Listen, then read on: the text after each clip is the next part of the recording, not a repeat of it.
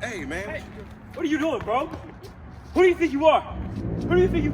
Out of here. Okay, that was good. That was good. Hey, what's up, everybody? Welcome back to Stryke Team Official. This is Michael Jefferson. He is the Chief Instructor of Frohm's martial arts. He's a 4th degree black belt in American Karate, which is a mixture of Taekwondo, Shisoryu? Shisoryu? And American boxing. He's also a 3-time world champion in continuous point sparring karate, so he's going to show us one technique for point sparring and then one technique for self-defense. Let's do this. Do it. All right. So what's the first thing you're going to show us today? First technique, am I talking to you or the camera? Well, a mix. All right, here we go. So first thing I would like to show you is a pull sidekick is what we call it. Some people call it machine gun kicks if you do multiple kicks, but ultimately what we're going to be doing is get in a fighting stance. Let me have you on this side, sir. Get in a fighting stance here, right? What I typically like to do is kind of have my feet facing in like a duck foot position, right? Usually for many fighters, right? When it comes to kicking, you know they're going to kick if their feet are closer. It's just easier to do that. You know they're going to punch usually when their legs are a little wider. If you look at a Conor McGregor, right? He's in this position, he wants to kind of hit you with his hands. He wants to strike you there. Okay. A lot of people can't lift up and kick from this position. So what we train is a lot of squats, a lot of slow kicks where you're lifting your leg up, you're extending it out, you're holding it, you're just creating a lot of hip strength there. So that even if you're this low, you can get from this position without sliding forward. You can lift your leg and shoot a sidekick forward, okay? So the number one thing that we're looking for is the ability to get from point A to point B, to create distance or to maintain distance. So let's say you're just starting to creep up slow. I can come at the same time just to kick you back and keep you honest to that distance, right?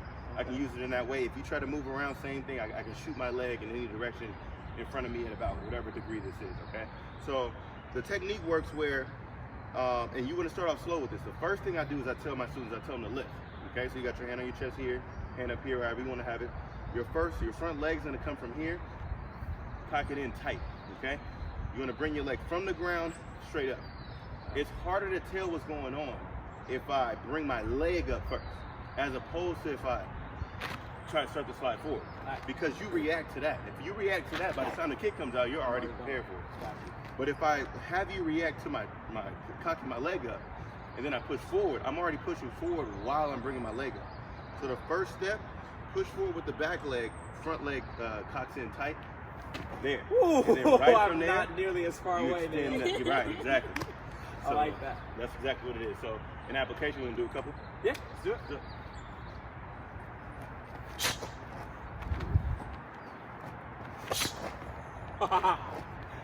That was right into the underarm. I didn't. That was right there. It's designed to be real quick, and a lot of times people will tuck it too super tight.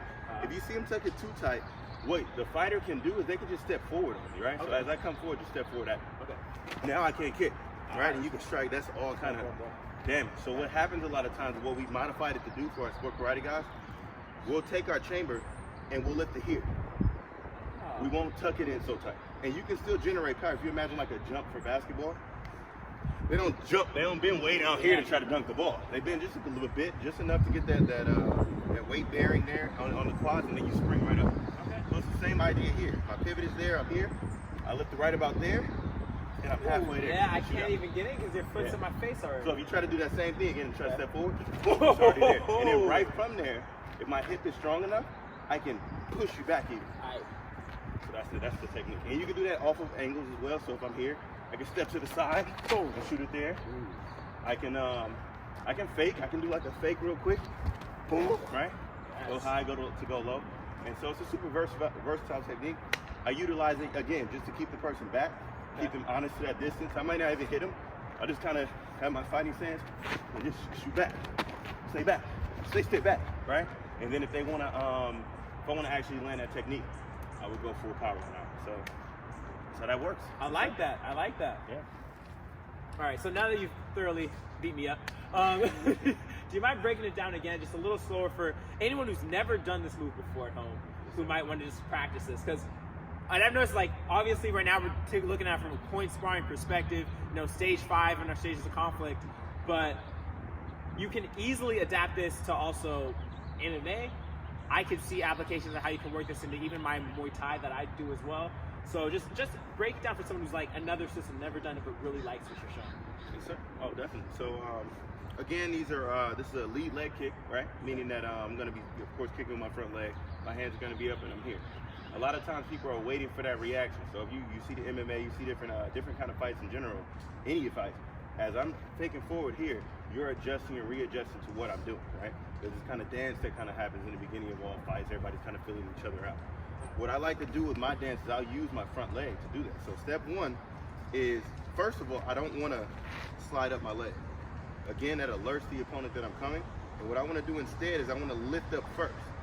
So step one will be lifting this up into my chamber position while pushing with my back leg. So if my legs are in this position, this foot is going to end up here, and it's going to end up inside of my pivot. The reason why I want that pivot there is because I want my hip to be turned over for my side kick. Okay, I can create the most amount of power when I use my glutes and my hip to thrust out my side kick, as opposed to keeping my body here, my butt out, and pushing there. Now the power comes down that way. If they push me, I'll fall. So the way that technique works, again, step one, I'm here, I'm going to push forward, slide forward here, just like that. Question. Again, yes. Are you hitting with the flat of the foot, the knife of the foot, the heel of the foot? Where exactly are you hitting? Heel. Straight heel. Yeah. Heel? Okay. I'm aiming for heel. If it does land with like mid-foot or so, never toes. I definitely want to always kind of tuck my toes backward towards me, just because it's dangerous. You know, you can get hurt that way. If you have like the foot padding for sparring and things like that, your toes aren't protected. If it's shoes, it kind of wouldn't matter as much. But still, man, if you look at the leverage on that, that's going to hurt more as opposed to landing with a solid heel. Solid, straight alignment, straight to the rest of your body. Straight no give. No give. Gotcha. Okay, that makes sense. And I want to dig in the ground too. Once I get my position here and I push out, that foot is stuck in the ground. Right. Nothing's pushing me back that direction. Okay. Arm is on my chest as well. If I let my arm dangle, there's more likelihood of me falling here. I want my body to be up like this. Arm tucked to my body. So a lot of times people think this is it's definitely to protect yourself. Yeah. But having my arm here allows for me to keep this clench so I don't fall back as well. So if you put your arm up and my foot landed on your arm here, if there's resistance coming forward, I can clench here to tighten up. So if you try to just rush me in, I can push you back. You know what I mean? So I had that leverage in the ground in my arm tight there.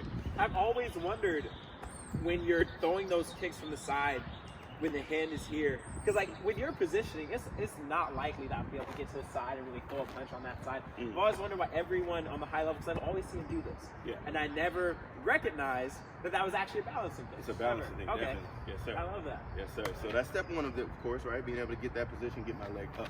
Again, I don't want to tuck it too tight because you can step into that. I want it out. The second part is just the push, using my hip here. And again, I see my ankle, my knee, and my hip. I want to lock this out using my hip. Okay? And again, once I do it, I want to get my foot back down to the ground, because let's say after I push you back, you rush me. Okay. All right, I'm here. Push you back, you rush me. I can get out the way and I can strike again, right? Okay. But a lot of times when people do, they thrust so hard, they thrust so hard forward that when they push, right? Yeah. They're going with the person.